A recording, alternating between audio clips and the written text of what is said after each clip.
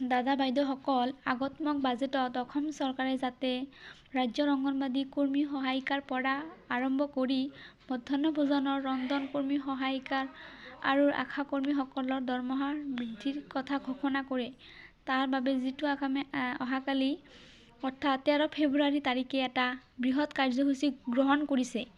যিটো কাৰ্যসূচীৰ বিষয়ে ৰাজ্যৰ প্ৰতিগৰাকী অংগনবাড়ী আশা আৰু ৰন্ধন কৰ্মীসকলে জনাটো অত্যন্ত জৰুৰী হয় বাইদেউসকল, ঠিকেই শুনিছে। সেয়েহে ভিডিঅ'টো সম্পূৰ্ণ চাব। আনহাতে যি দাদা বাইদেউসকল প্ৰথমবাৰৰ বাবে চাই আছে তেওঁলোকৰ প্ৰতি এটা অনুৰোধ, চেনেলটো ছাবস্ক্ৰাইব কৰিবলৈ নাপাহৰিব। হয় বাইদেউসকল, এয়া চাওক,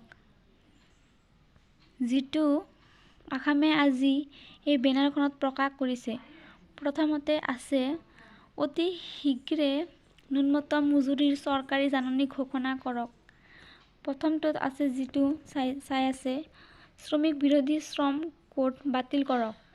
অংগনবাড়ী কৰ্মী সহায়িকা, আশা কৰ্মী আৰু ৰন্ধন কৰ্মচাৰীক মুখ্যমন্ত্ৰীয়ে দিয়া প্ৰতিশ্ৰুতি অনুসৰি মাননি বৃদ্ধি কৰক।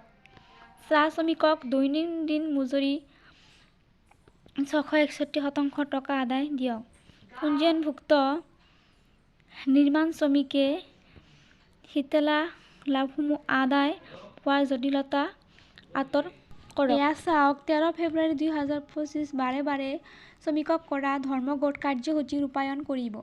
অহাকালি ৰাতিপুৱা 10 বজাৰ পৰা শ্ৰম আয়ুক্ত কাৰ্যালয়ৰ সন্মুখত এই ধৰ্মঘট ৰূপায়ণ কৰিব। তো বাইদেউসকল, ভিডিঅ'টো ইমানেই আছিল। সেয়েহে ৰন্ধন আশাকৰ্মী আৰু অংগনবাড়ীসকলৰ প্ৰতিটো শেহতীয়া খবৰৰ বাবে লাইক এটা দি ছাবস্ক্ৰাইব কৰিবলৈ নাপাহৰিব। ভিডিঅ'টো চোৱাৰ বাবে ধন্যবাদ।